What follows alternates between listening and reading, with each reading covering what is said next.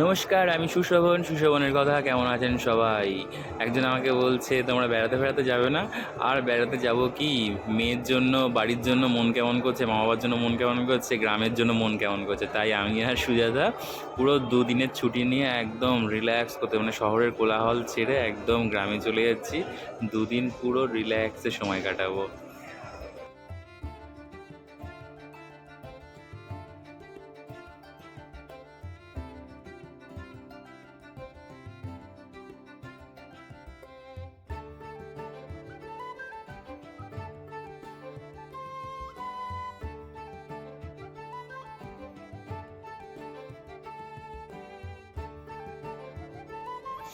দেখো, দেখে তো সারপ্রাইজ হয়ে গেছি। মানে আমার গাছগুলোতে এত সুন্দর ফুল ফুটেছে, আমি ভাবতেও পারিনি এত থোকা থোকা গাঁদা ফুল ফুটবে।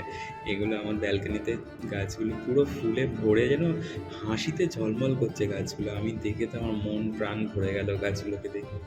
তবে আমার লঙ্কা গাছগুলো দেখছি, লঙ্কা গাছগুলো পুরো শীতে বেচারা একদম কুকড়ে টুকড়ে যাচ্ছে, আর পাতাগুলো পুরো ঝরে পড়ে যাচ্ছে।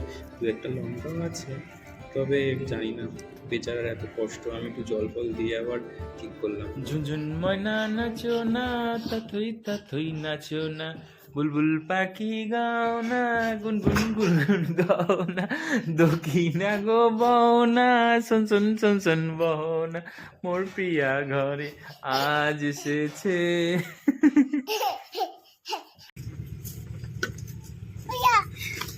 আয় কি হলো? হ্যাঁ, পড়ে গেলি তো? কই কি দেখি না, দেখবো না, পিঠে ধুম করে মারবার। তো অত পড়ে যাও কেন? হ্যাঁ,